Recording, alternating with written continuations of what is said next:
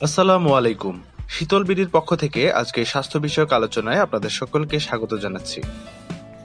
আমরা মোটামুটি সবাই ধারণা করে থাকি যে গরুর মাংস একটি ক্ষতিকর খাবার যা এড়িয়ে চলা উচিত, কারণ এটি কোলেস্টেরল বৃদ্ধিতে সহায়তা করে। সত্যি কথা হলো, গরুর মাংসে অনেক উপকারী দিকও রয়েছে।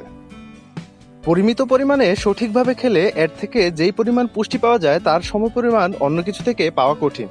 তাহলে কেন আমরা সঠিক উপায়ে খাওয়ার কথা চিন্তা না করে একে সম্পূর্ণ বর্জন করে এর খাদ্যগুণ থেকে নিজেদের বঞ্চিত করব? আসুন আমরা জেনে নেই আমাদের প্রতিদিন কি পরিমাণ গরুর মাংস খাওয়া উচিত। দৈনিক গরুর মাংস খাওয়ার নিরাপদ মাত্রা হলো 3 আউন্স বা 85 গ্রাম। আনুমানিক একটা কম্পিউটারের মাউস বা একটি তাসের বান্ডিলের সমান টুকরোতে এই পরিমাণ মাংস পাবেন। চর্বি ছাড়া মাংস আপনি কোথায় পাবেন? গরুর শরীরের দুইটি অংশ আছে যাতে পাবেন চর্বি ছাড়া মাংস, এবং এই অংশগুলোতে চর্বির পরিমাণ চামড়া ছাড়ানো মুরগির থানের মাংসের চেয়েও কম। এই দুইটি অংশ হলো রাউন্ড এবং লোয়েন বা সারলোয়েন অঞ্চল। এই অংশগুলোতে অভ্যন্তরীণ চর্বির পরিমাণ সর্বনিম্ন 4.2 গ্রাম থেকে সর্বোচ্চ 8.2 গ্রাম, যেখানে মুরগির থানের মাংসে অভ্যন্তরীণ চর্বির পরিমাণ 9.2 গ্রাম। তবে হ্যাঁ, এই তুলনাটা হবে যখন আপনি মাংস থেকে দৃশ্যমান চর্বি আলাদা করে কেটে ফেলে দেবেন।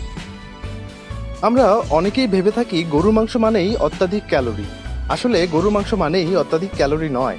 আপনি যদি 3 আউন্স বা 85 গ্রাম চর্বি ছাড়া গরুর মাংস খান, তাহলে এটা থেকে আপনার দৈনিক ক্যালোরির চাহিদার মাত্র 10% পূরণ হবে।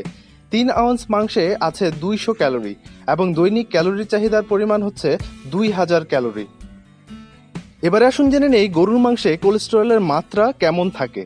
3 আউন্স সিরিলিয়ন অঞ্চলের মাংসে কোলেস্টেরলের মাত্রা 47 মিলিগ্রাম এবং 3 আউন্স রাউন্ড অঞ্চলের মাংসে কোলেস্টেরলের মাত্রা 53 মিলিগ্রাম।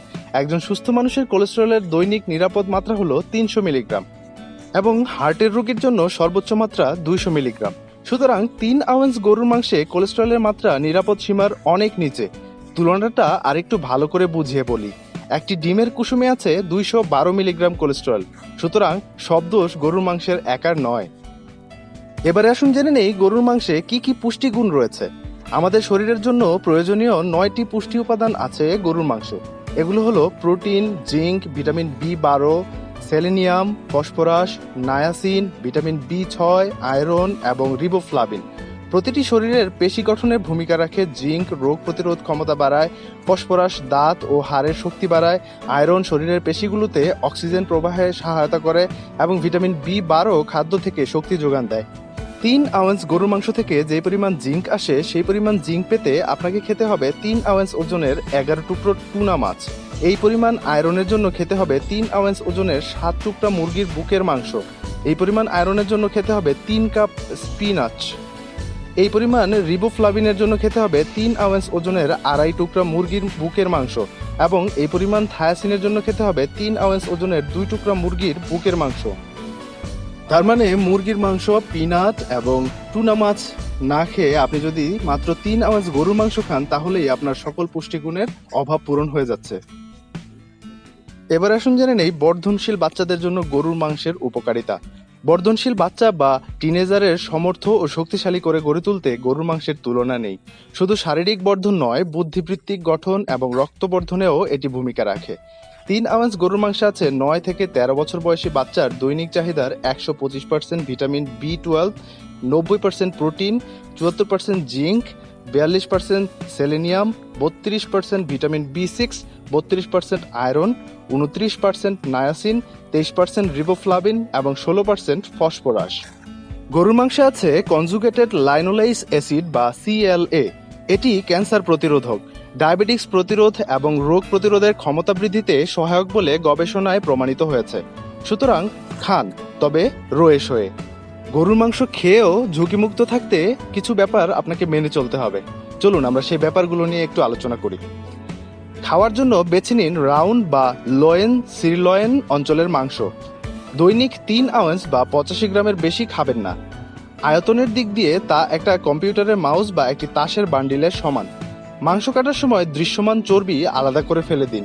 বেশি তেল দিয়ে ভুনা করার চেয়ে বারবিকিউ, গ্রিল, কাবাব বা অল্প তেলে ঝোল করে ঝোল এড়িয়ে মাংস খেলে তা বাড়তি তেলের ক্ষতির আশঙ্কা এড়াতে সহায়তা করবে। রোগাক্রান্ত অবস্থায় রোগীর শারীরিক অবস্থার উপর ভিত্তি করে তার শারীরিক চাহিদা অনুযায়ী আমিষের পরিমাণ ও খাবার নির্ধারণ করা প্রয়োজন। এক্ষেত্রে একজন দক্ষ ক্লিনিক্যাল পুষ্টিবিদ ডায়েটিশিয়ানের কাছ থেকে আপনার পথ্যটি নিশ্চিত করে নিন। লাল মাংসে বাড়ে ক্যান্সারের ঝুঁকি। যারা গরু ও খাসির মাংস বেশি খান এবং আঁশ সমৃদ্ধ খাবার কম খান তাদের মধ্যে কোলন ক্যান্সার হওয়ার আশঙ্কা বেশি থাকে। আঁশ সমৃদ্ধ খাবার বৃহদান্ত্রের সঞ্চালন বা পেরিস্টালসিসকে দ্রুততর করে। তৈলাক্ত খাবার, টিনজাত খাবার ও ফাস্টফুডও ঝুঁকিপূর্ণ। লাল মাংস প্রেমীদের কোলন ক্যান্সার হওয়ার হার শতকরা 12 ভাগ বেশি। অন্যদিকে প্রক্রিয়াজাত লাল মাংসের মৃত্যুর ঝুঁকিও তার থেকে বেশি। যারা নিয়মিত লাল মাংস আহার করেন তাদের মধ্যে ধূমপান, মদ্যপান সহ নানা বদ অভ্যাস গড়ে ওঠে। এতে বেড়ে যায় হৃদরোগ ও ক্যান্সারের ঝুঁকি। যারা সপ্তাহে 5 বেলা গরু, খাসি কিংবা ভেড়ার মাংস খান তাদের কোলন ক্যান্সার আক্রান্ত হওয়ার ঝুঁকি বেশি থাকে। এসব পশুর মাংসকে বলা হয় রেড মিট।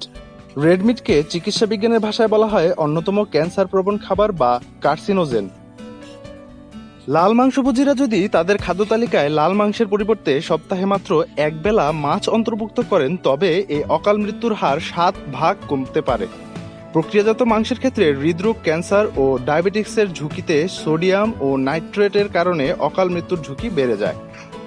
এই ছিল আজকের গরু মাংসের উপকারিতা এবং কিভাবে গরু মাংস খেলে আমরা এর ক্ষতিকর প্রভাব থেকে মুক্তি পেতে পারি এই সকল বিষয়ের আজকের আলোচনা। আমাদের স্বাস্থ্য বিষয়ক ভিডিওগুলো যদি আপনাদের ভালো লেগে থাকে, আপনাদের কোনো পরামর্শ বা নতুন কোনো ভিডিও যদি দেখতে চান তাহলে অবশ্যই আমাদেরকে কমেন্ট করে জানাবেন এবং আমাদের চ্যানেলটিকে সাবস্ক্রাইব করে আমাদের পাশেই থাকবেন। পরবর্তী ভিডিও আসার আগ পর্যন্ত সবাই ভালো থাকবেন, সুস্থ থাকবেন। আসসালামু আলাইকুম।